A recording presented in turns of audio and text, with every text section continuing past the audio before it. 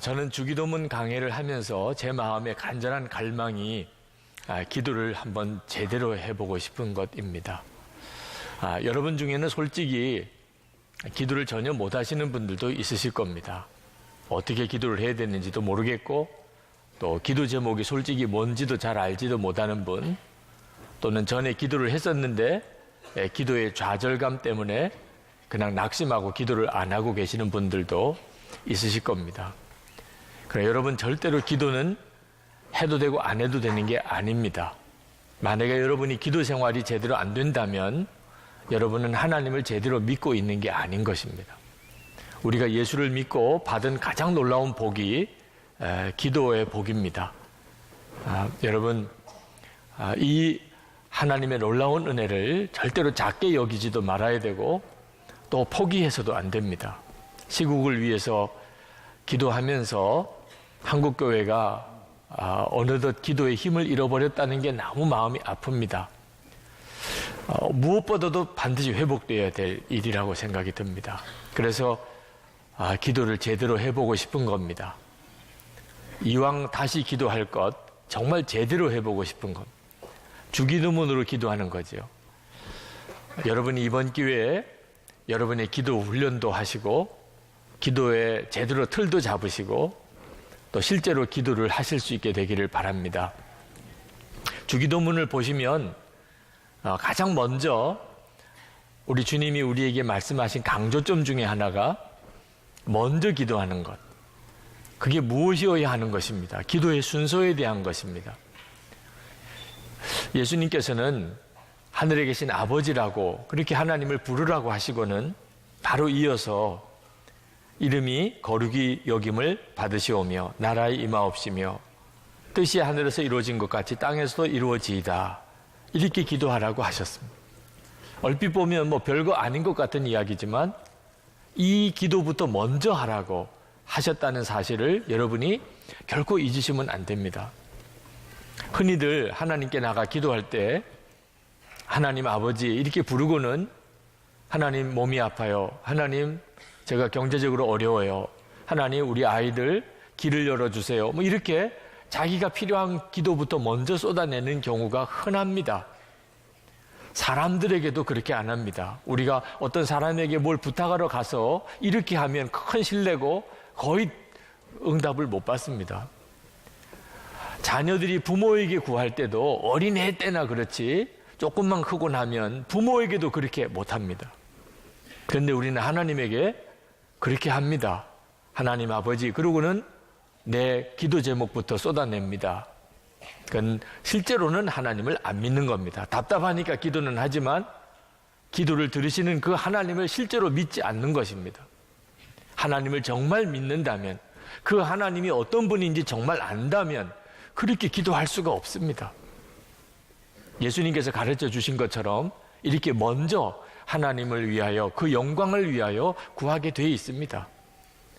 우리가 하나님을 정말 알고 나면 그렇게 하라 말라 할 것도 없이 내가 필요한 것부터 쏟아내기보다는 하나님의 이름이 높임을 받으시기를, 하나님의 나라가 이루어지기를 먼저 구하게 되어 있습니다. 그러므로 주기도문을 통하여 우리는 우리 믿음을 바로 잡을 수가 있습니다. 도대체 내 믿음에 뭐가 문제가 있는지도 알게 됩니다. 예수님께서는 가장 먼저 구하라고 하는 제목이 이름이 거룩히 여김을 받으시오며 이 기도를 하라고 하셨습니다. 여러분 중에는 하나님의 이름이 거룩히 여김을 받으시는 것이 모든 구하는 것보다 제일 먼저가 되시는 분이 그렇게 많지 않으실 겁니다. 기도를 하시는 분들 중에도. 주기도문을 보고 나니까 이 기도가 가장 먼저 드려야 될 기도구나, 이렇게 깨달아지시는 분들도 있으실 거예요. 그만큼 우리는 실제로 하나님에 대해서 잘 모르는 것입니다. 뭘 기도해야 되는지도 잘 모르고 그동안 기도를 해온 거지요. 사실 예수님께서 이름이 거룩히 여김을 받으시오며 이렇게 기도하라고 하신 것은 아마 지금 우리 시대를 이미 알고 계셨기 때문에 그렇게 말씀하셨던 것 같습니다. 지금이 어떤 시대입니까? 하나님의 이름이 완전히 망령되이 일컬음을 받는 시대입니다. 거의 하나님의 이름은 욕처럼 쓰여집니다. 영어권에서는 예수님의 이름, 하나님의 이름은 거의 욕처럼 쓰여집니다. 한 번은 제가 설교 때 어떤 글을 인용했던 적이 있었는데 그 글 속에 오 마이 갓이라는 표현이 있었습니다. 그 설교를 하고 그 다음 날 미국에서 메일이 왔습니다. 목사님, 어떻게 그런 표현을 설교 중에 쓰셨습니까? 그건 욕입니다. 너무 부끄러웠어요. 그게 지금 우리 시대 이야기입니다. 십계명 중에 세 번째 계명이 하나님의 이름을 망령되이 일컫지 마라. 그게 지금 우리 시대의 이야기입니다. 하나님의 심정을 생각해 보세요. 하나님께서 지금 이 시대에 하나님의 이름이 망령되이 일컫는, 거의 욕처럼 사용되는 그것을 들으시는 하나님의 심정을 생각해 보세요. 하나님을 알지 못하고 믿지 않는 사람들은 뭐 그렇다 하더라도 문제는 하나님을 믿는 사람들에게도 똑같은 일이 벌어지고 있다는 것입니다. 대법관을 지내신 장로님 한 분이 한 번은 그 동료 판사 이야기를 하셨습니다. 불교 신자입니다. 사무실에 들어오는데 얼굴이 너무 밝아서 뭐가 그렇게 좋은 일이 있었냐고 물었더니 오늘 재판에 화해가 일어났다는 것. 판사가 재판할 때 끝까지 판결로 가지 않고 중간에 소송 당사자들이 화해되는 일을 판사들은 가장 좋은 일이라고 생각한다는 거예요. 그런데 그 일이 일어났다는 겁니다. 그 재판이 어떤 재판이냐면 교회 소송입니다. 교회 소송은 화해가 되지 않는다는 게 아주 정설로 굳어져 있다고 그럽니다. 그래서 이 판사가 소송 당사자들을 불러서 말했답니다. 이 소송 당신들과 같은 분들은 화해가 안 된다고 제가 들었습니다. 그러니 화해하시라고는 말하지 않겠습니다. 아주 끝까지 한번 싸워 보십시오. 그리고 판결해 봅시다. 그러나 부탁합니다. 제발 소송하면서 성경을 인용하거나 하나님을 인용하지 마십시오. 저는 불교 신자입니다. 그런데도 듣기가 참 민망합니다. 그런 이야기를 했더니 그 다음 재판 때 화해가 이루어졌다는 거예요. 그 이야기를 듣는데 그렇게 부끄러워요. 성경을 인용하고 하나님의 이름을 거명하는 이들이 다 우리 크리스천들이죠. 그런데 그들이 하나님의 이름을 망령되이 일컫는 일, 하나님의 일이 이렇게 조롱받게 만드는 일이 지금 우리들의 현실입니다. 어제도 아마 광화문에 다녀오신 분이 있으실지 모르겠습니다. 촛불을 들고 이렇게 외치는 일, 참 우리나라가 지금 처해져 있는 기가 막힌 어려움이지요. 그런데 지금 대통령의 문제에 이 한국 교회의 책임 없다고 말할 수 없습니다. 그동안 한국 교회가 했던 일들, 나는 아니다, 나는 그런 목사 아니야, 우리 교회는 그런 교회 아니야, 이렇게 말할 수 없어요. 어차피 한국 교회잖아요. 어떤 사람은 촛불을 들고 외칠 수도 있지만 어떤 사람은 정말 하나님 앞에 눈물로 기도할 수밖에 없는, 주님 진짜 우리를 긍휼히 여겨 주십시오. 우리의 죄를 주님 용서해 주십시오. 함부로 말했던 일이 많습니다.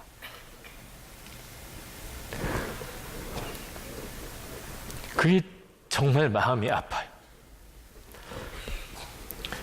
오늘 설교하는 일이 저에게는 참 쉽지 않습니다. 하나님의 이름이 거룩히 여김을 받으시기는커녕 하나님의 이름이 이렇게 조롱받는 현실을 본다는 일은 참 안타까운 일입니다.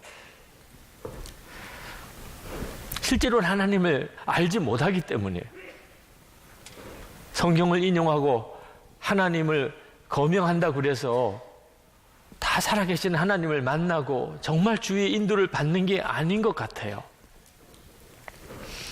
하나님의 이름은 하나님을 체험했을 때 알게 됩니다. 여러분, 여호와 이레라는 말 아시죠? 하나님의 이름 중에 하나입니다. 하나님이 다 준비하셨다는 뜻입니다. 아브라함이 이삭을 바치려고 갔을 때 하나님이 이미 제물 순양을 준비해 놓으셨던 것을 보고 여호와 이레라고 했습니다. 여러분, 여호와 니시라는 말 아시죠? 하나님은 나의 깃발이라는. 여호수아가 아말렉과 싸울 때 모세가 산에서 손을 들면 그러면 여호수아 군대가 이겼습니다. 그걸 보고 기도는 하나님께 올려드리는 우리의 깃발이구나. 그래서 그때 이름을 여호와 니시라고 붙이라고 하나님이 그렇게 말씀하셨어요. 여호와 라파라는 이름은 하나님이 치유하신다는 뜻입니다. 치유를 경험한 하나님은 치유자이시구나. 여호와 샬롬, 하나님은 평화를 주시는 분이시구나. 하나님을 체험하니까 하나님의 이름이 하나씩 하나씩 알게 되는 거죠. 그런데 우리는 이렇게 하나님의 이름을 다 압니다. 안타까운 것은 들어서 아는 거예요. 들어서 성경에서 읽어서 알고 들어서 아는 것뿐이에요. 실제로 체험해서 아는 것이 아닌 것이 안타까운 것입니다. 만약에 우리가 실제로 하나님, 살아계신 하나님을 체험하고 하나님의 이름을 알았다면 우리는 그 이름을 평생 간증하고 그 이름으로 노래하고 그 이름으로 예배할 거예요. 내가 아는 하나님, 내가 체험한 하나님. 하나님의 이름은 정말 놀라운 이름이지만 문제는 내가 그 하나님을 그렇게 체험했느냐고 하는 것입니다. 예수님의 이름에는 권세가 있습니다. 예수님의 이름에 기도 응답이 있습니다. 약속하셨어요. 요한복음 14장 13절에 너희가 내 이름으로 무엇을 구하든지 내가 행하리니. 주님의 이름으로 구하면 하나님이 이루어 주신다는 겁니다. 예수님의 이름에는 구원의 역사가 있어요. 사도행전 4장 12절에 다른 이로서는 구원을 받을 수 없나니 천하 사람 중에 구원을 받을 만한 다른 이름을 우리에게 주신 일이 없음이라 하였더라. 예수님의 이름은 온 우주에 있는 어떤 이름보다도 크신 이름입니다. 빌립보서 2장 9절 10절에 이러므로 하나님이 그를 지극히 높여 모든 이름 위에 뛰어난 이름을 주사 하늘에 있는 자들과 땅에 있는 자들과 땅 아래에 있는 자들로 모든 무릎을 예수의 이름에 꿇게 하시고. 예수님의 이름으로 귀신이 쫓겨나갑니다. 마가복음 16장 17절에 믿는 자들에게는 이런 표적이 따르리니 곧 그들이 내 이름으로 귀신을 쫓아내며 새 방언을 말하며. 예수님 그 이름 자체가 엄청난 능력이 있다는 거예요. 우리가 다 아는 이름입니다. 그 예수님의 이름의 역사가 처음 나타난 것이 사도행전 3장에 베드로가 나면서 걷지 못하던 자를 예수님의 이름으로 이렇게 세운 것입니다. 은과 금은 내게 없지만 내게 있는 것으로 내게 주노니 나사렛 예수의 이름으로 일어나 걸으라. 벌떡 일어났습니다. 정말 놀라운 역사가 일어난 거죠. 그러나 예수님의 이름에 이런 권세가 있어도 아무나 쓴다고 역사가 나타나는 것은 아닙니다. 사도행전 19장에 보면 스교와의 7 아들이, 제사장 스교와의 7 아들이 아주 악한 자들이었는데 사도 바울이 예수님의 이름으로 병자도 고치고 귀신도 내어 쫓는 걸 보고 흉내내기 시작했습니다. 악귀 들린 자에게 가서 예수의 이름으로 떠나가라 그랬는데 오히려 악귀한테 두들겨 맞고 벌거벗고 도망을 가는 일이 생겼습니다. 아니 똑같이 예수님의 이름으로 외쳤는데 베드로 역사가 일어나는데 왜 스교와의 7 아들은 이런 봉변을 당합니까? 예수님의 이름을 사용할 수 있는 자가 따로 있다는 것입니다. 예수님으로 충만한 사람, 나는 죽고 예수로 사는 사람, 정말 24시간 주님을 바라보고 항상 주님으로 사는 사람, 그런 사람에게 예수님의 이름의 권세가 나타나는 겁니다. 베드로는 마가의 다락방에서 성령을 받고 그리고 정말 예수님으로 충만해졌습니다. 그리고 가다가 나면서 걷지 못하던 거린을 본 겁니다. 그때 베드로가 말했습니다. 내게 있는 것으로. 여러분에게 만약에 누가 여러분에게 무엇이 있습니까? 이렇게 물어보면 아마 여러분들은 대답할 거예요. 돈이 있는 분은 돈이 얼마 있습니다. 자격증이 있는 사람 자격증이 있습니다. 베드로는 아무것도 가진 게 없었어요. 은과 금은 내게 없거니와. 아무것도 가지고 있지 않는 베드로가 뭘 도대체 내게 있는 것이라고 말할 수 있습니까? 아무것도 가지기 없는 베드로가 내게 있는 것으로 베드로는 알았어요. 자기에게도 뭐가 있다는 걸. 은과 금은 없지만, 여러분, 은과 금이 없는 분, 지금 아무것도 가진 재산이 없는 분, 지금 돈 한 푼 가지고 있지 않는 분, 얼마나 심령이 비참하시겠습니까? 그런데 베드로처럼 말하실 수 있어요? 담대하게 내게 있는 것으로. 도대체 뭐가 있다는 거죠, 베드로가? 예수 그리스도였어요. 베드로는 알았어요. 자기 안에 예수 그리스도가 계시다. 그래서 내게 있는 것으로 내게 주노니, 그는 외쳤어요. 나사렛 예수의 이름으로 일어나 걸으라. 예수님의 이름에 권세가 나타나는 사람은 예수님으로 사는 사람인 것입니다. 그래서 24시간 주님을 바라보시라고.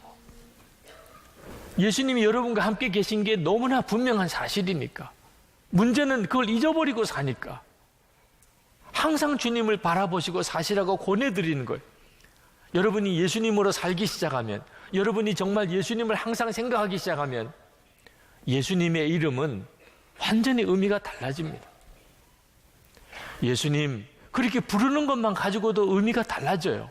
여러분의 심령 상태가 달라집니다. 정말 권세가 있음을 알게 됩니다. 예수님께서 요한복음 14장 16절에서 요한복음 14장 6절에서 내가 길이요 진리요 생명이라고 말씀하셨는데, 인류 역사상 이렇게 말한 사람은 한 사람도 없습니다. 도대체 누가 자기가 길이고 진리고 생명이라고 말할 수 있겠어요? 그런데 예수님은 그렇게 말씀하셨어요. 내가 길이고 진리고 생명이라. 예수님을 믿는다는 게 무슨 뜻입니까? 그걸 믿는 거예요. 예수님이 길이고 진리고 생명이라는 거. 예수님이 길이고 진리고 생명이라는 사실을 진짜 믿는다면 예수님 밖에는 생각할 게 뭐가 있습니까? 물론 우리도 직장생활 합니다. 우리도 사업합니다. 우리도 학교를 다닙니다. 우리도 가정에서 가정생활 합니다. 똑같이 다 합니다. 그러나 우리는 어떤 상황, 어떤 순간에도 예수님이 길이고 진리고 생명인 걸 믿습니다. 그래서 주 예수님만 생각하고 주님만 바라보고 사는 거죠. 그런 사람에게는 예수님의 이름의 의미가 다릅니다. 세상 사람들은 예수님이 길이고 진리고 생명인 걸 인정하지 않습니다. 믿으려고도 하지 않습니다. 관심도 없습니다. 여러분도 정말 예수님 길이고 진리고 생명인 것을 믿으십니까? 예수님의 이름의 의미가 달라져요. 이스라엘 백성들이 출애굽하고 금방 금송아지를 만들고 하나님은 대단히 진노하셨습니다. 하나님께서 금송아지를 만든 이스라엘 백성들을 다 죽이겠다고 하셨습니다. 그리고 모세에게 말씀하기를 내가 너에게서 새로운 민족을 내가 시작하겠다. 너를 통하여 새로운 민족을 내가 일으키겠다. 그리고 그들에게 가나안 땅을 주겠다고 하셨습니다. 모세로서는 기가 막힌 제안을 받은 겁니다. 하나님으로부터. 근데 모세는 거절했습니다. 아니 세상에 하나님의 이 제안을 거절했어요. 뿐만 아니고 하나님 만약에 이스라엘 백성들을 다 죽일 것이라면 내 생명도 거둬가 주십시오. 생명책에서 내 이름도 지워 주십시오. 이런 당돌한 말을 했습니다. 도대체 모세가 무슨 정신으로 그런 말을 한 거죠? 출애굽기 32장 12절에 이렇게 말했습니다. 어찌하여 애굽 사람으로 이르기를 여호와가 화를 내려 그 백성을 산에서 죽이고 지면에서 진멸하려고 인도하여 내었다 하게 하려 하시나이까. 이게 무슨 뜻이죠? 하나님 이스라엘 백성들을 애굽에서 구원해 내실 때 어떻게 하셨습니까? 10가지 재앙까지 내리시면서 그 많은 기적을 행하시면서 그 요란하게 홍해를 가르시면서 그렇게 이스라엘 백성들을 구원해 내시더니 아니 이 산에서 이 시내 산에서 다 죽인다고 그러면 애굽 사람들이 뭐라고 그러겠습니까? 아니 도대체 하나님이 어떤 하나님이야? 아니 저 이스라엘 백성들 다 애굽에서 저렇게 요란하게 구원해내더니 아이고 저 시내산에서 다 죽여버렸네. 아니 도대체 하나님의 이름이 이처럼 조롱받을 수가 있겠습니까? 이렇게 되면 하나님의 체면이 말이 아니지 않습니까? 모세도 이스라엘 백성들에 대해서 동족에 대해서 말할 수 없이 분노했어요. 그러나 모세에게 있어서는 더 중요한 것이 있었어요. 그건 하나님의 이름의 영광이에요. 모세 자기가 새로운 민족의 조상이 되는 것, 그건 모세 원하지도 않았어요. 하나님의 이름이 조롱받는 일은 없어야 되지 않습니까? 하나님, 이 백성을 용서해 주세요. 하나님, 이 백성 죽이면 하나님의 이름이 땅에 떨어집니다. 하나님께서 모세의 그 말을 들으시고 마음을 바꾸셨어요. 하나님을 진짜 만났기 때문에, 모세가 진짜 하나님을 알았기 때문에, 정말 하나님을 믿었기 때문에, 그러므로 모세의 마음속에는 자기가 잘 되고 못 되고 상관없었어요. 모세의 마음에 오직 갈망 하나는 하나님의 이름이 거룩히 여김을 받으신, 사람들에게서 하나님의 이름이 조롱받지 않는 것, 이것만 모세의 소원이었다니까요. 우리가 진짜 하나님을 믿는다면, 우리가 정말 예수님 그분이 길이고 진리고 생명인 줄 믿는다면, 내 문제도 많지만 내 기도의 가장 첫 번째 기도 제목은 하나님의 이름이 높임을 받으신, 거룩히 여김을 받으신 것. 하나님의 이름은 우리가 성공했거나 부자가 되었거나 우리가 출세했거나 그래서 높임을 받으시는 게 아닙니다. 이렇게 큰 예배당을 지었기 때문에 하나님이 이름이 거룩히 여김을 받으시는 것도 아닙니다. 하나님의 이름이 거룩히 여김을 받으시는 것은 하나님의 자녀들인 우리가 진짜 하나님을 믿고 정말 하나님을 사랑하고 하나님의 말씀대로 순종하는 것을 통해서 거룩히 여김을 받으시는 거예요. 왜냐하면 저나 여러분에게 하나님의 이름이 있어요. 여러분, 우리가 세례를 받을 때 흔히 어느 목사님에게 세례 받았느냐, 그런 걸 중요하게 생각하시는 분들이 있는데 사실은 그건 쓸데없는 관심입니다. 세례는 어느 목사님에게 받든지 단 하나예요. 성부와 성자와 성령의 이름으로 받는 것입니다.